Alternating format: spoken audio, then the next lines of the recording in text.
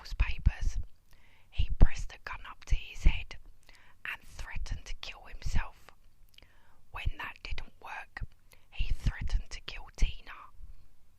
3 months later, on October 19th, 1995, Tina planned to meet with her estranged husband at his aunt's home, where he was living, to settle an IRS debt and finalise the divorce. She told her sister Susan that she was reluctant to meet with John and was afraid of how he would react, but she needed to move on with her life. Tina promised to phone Susan as soon as she parted ways with John, but that call never came. Tina left work at 7 a.m. By 12:30 p.m, Susan still hadn't heard from her sister, had asked her mother Mary to check in on her. Mary rushed to Tina's apartment, but she wasn't there, and neither was her car. She then went to John's aunt's home, who told her that John wasn't home. When Mary peered inside, she saw Tina's jacket lying on the kitchen table. At 9 p.m, Mary reported Tina missing. At 3 a.m, Tina's car was found parked only 4 blocks away from John's aunt's home. When officers knocked on the door and attempted to speak with John, his aunt told them he wasn't home. Suddenly, they heard a loud thud. A shirtless John had jumped from his bedroom window and was on the run, but he didn't get very far.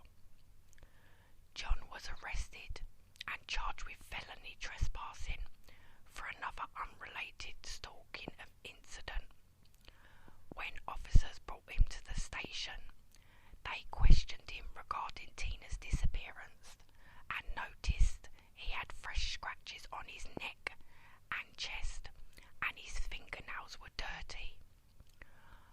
Officers searched John's car and found Tina's credit cards, a wet and muddy shovel, a 9mm handgun, rope, a flashlight and a bucket.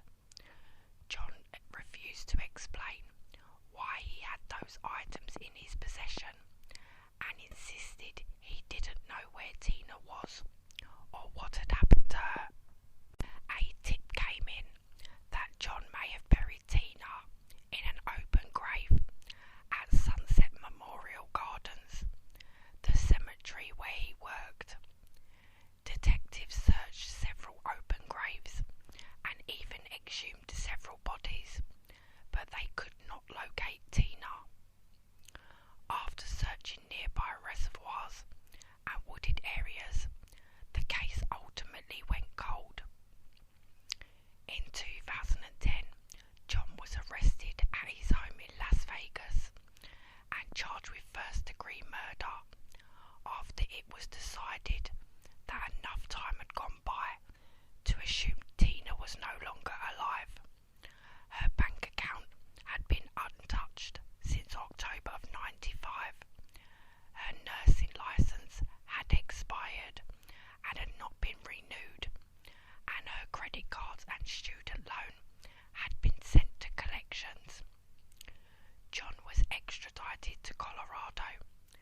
The trial cost over $110,000 and was, at the time, the longest trial in Weed County history. Wendy Forst, the woman who John had stalked in March of 1993, testified that on the date in question, she had been driving from store to store, presenting a sales pitch as part of her job as a sales representative for Greeley Tribune, when she noticed a man following her. Frightened, she drove back to the Tribune and ran inside. As Wendy was informing her supervisor of the situation, the man who had been following her walked in. Wendy's supervisor confronted the man, but he denied following her and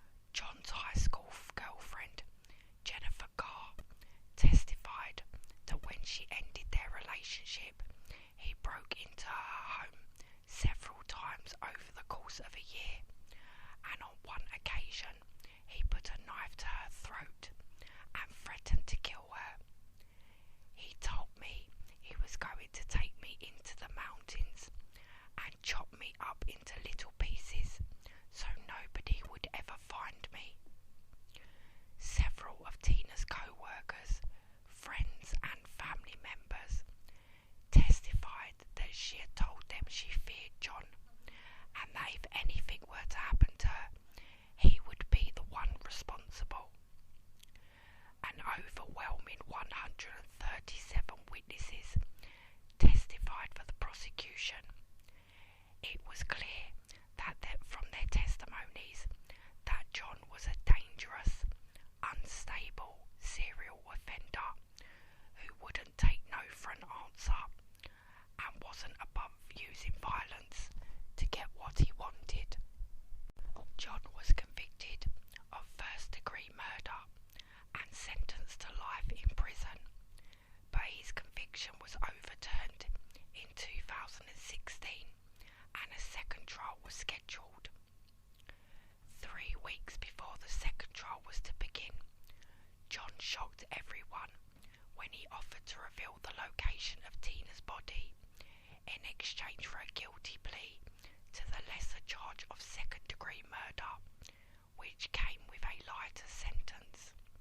It turned out the tip detectives had received 22 years earlier was credible after all. Tina was found buried under the grave of a World War II veteran who had died 2 days before she disappeared. Sometime during the middle of the night, on October 20th, 1995, John buried Tina 2 feet below the man's pre-dug grave prior to his funeral. Tina was found wrapped in a blanket, sealed with duct tape. Her cause of death has never been released to the public. District Attorney Michael Rook said, "For 7,826 days, 3 hours and 22 minutes, the location of Tina's remains has been a mystery, one that has haunted her family, the investigators who worked this case from the minute it was reported, and the community as a whole. We have finally been able to give her family what they so